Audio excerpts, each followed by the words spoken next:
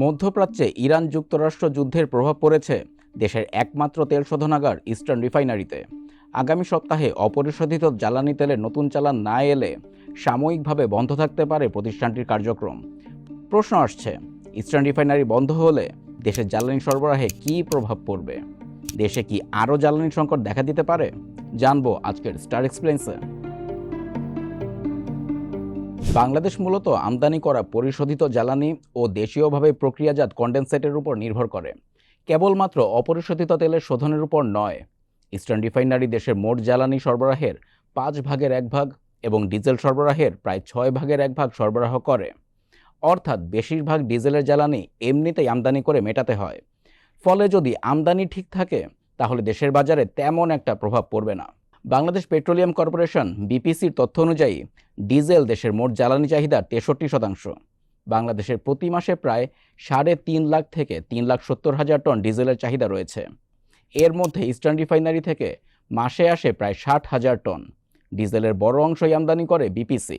তথ্য বলছে, এপ্রিল মাসের জন্য কয়েকটি চালানের মাধ্যমে প্রায় 1,10,000 টন ডিজেল নিশ্চিত করা হয়েছে।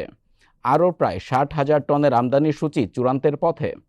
দেশের ডিপোগুলোতে মজুদ আছে প্রায় 1,30,000 টন। ফলে মোট প্রাপ্য সরবরাহ প্রায় 3 লাখ টন, যা মাসিক চাহিদার প্রায় 86%। জ্বালানি তেলের মজুদ সরকারকে একটি নির্দিষ্ট পর্যায়ে সবসময় নিয়ন্ত্রণে রাখতে হয়।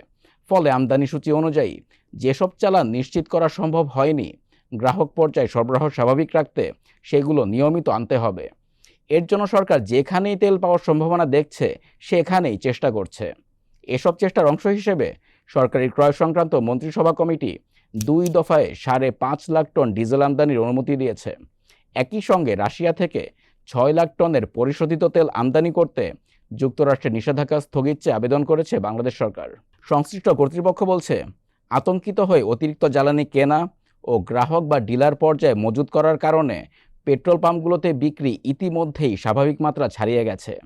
সরকারি তথ্য বলছে, সাধারণত বছরের ব্যবধানে জ্বালানি চাহিদা 3 থেকে 4% বাড়ে।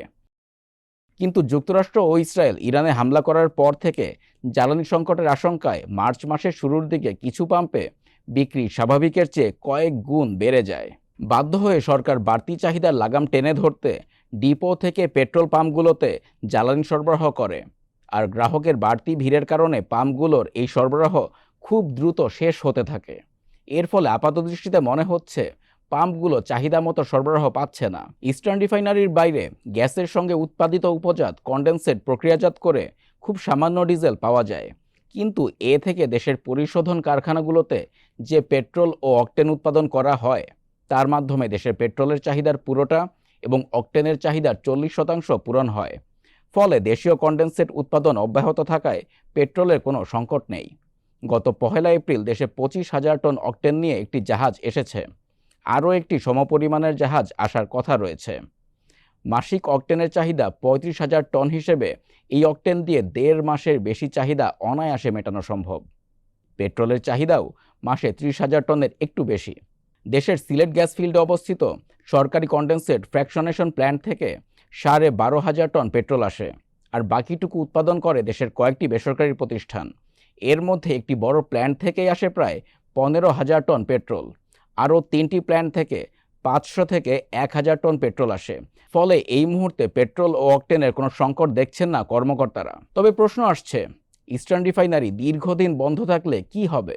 ইস্টার্ন রিফাইনারি মাসে 2 লাখ টন অপরিশোধিত তেল পরিশোধন করে।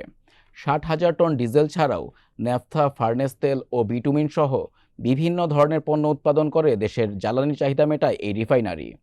এর মধ্যে ন্যাফথা একটি গুরুত্বপূর্ণ উপাদান, যেটা কনডেনসেটের সঙ্গে পরিমাণ মতো মিশিয়ে প্রক্রিয়াজাত করে পেট্রোল ও অকটেন উৎপাদন হয়। ফলে দীর্ঘদিন যদি এই রিফাইনারি বন্ধ থাকে তাতে ওই উৎপাদন প্রক্রিয়ায় প্রভাব পড়তে পারে এবং অকটেনের জন্য আমদানি নির্ভরতা বহুলাংশে বেড়ে যাবে। তবে জ্বালানি বিভাগের কর্মকর্তারা জানিয়েছেন, সাময়িকভাবে সংকট হওয়ার মতো পরিস্থিতি এখনও তৈরি হয়নি। যুদ্ধ শুরু হওয়ার পর সূচি অনুযায়ী 3টি অপরিশোধিত তেলের জাহাজ হরমুজ প্রণালী পার হতে পারেনি। এর মধ্যে একটি মার্চের শুরুতেই তেল বোঝাই হওয়ার পর আটকা পড়ে। ইরানের পক্ষ থেকে কূটনৈতিক চ্যানেলে জানানো হয়েছে তারা বাংলাদেশের জ্বালানি তেলের জাহাজ হরমুজ প্রণালী পার হতে দেবে। ফলে তেল বোঝাই জাহাজটি আশা সাপেক্ষে ইস্টার্ন রিফাইনারি আবার উৎপাদনে আসতে পারে।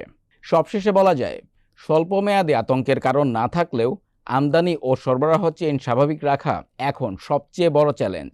আর দীর্ঘমেয়াদে ইস্টার্ন রিফাইনারি বন্ধ থাকলে দেশের জ্বালানি নিরাপত্তা আরও বেশি আমদানি নির্ভর হয়ে পড়ার ঝুঁকি তৈরি হবে।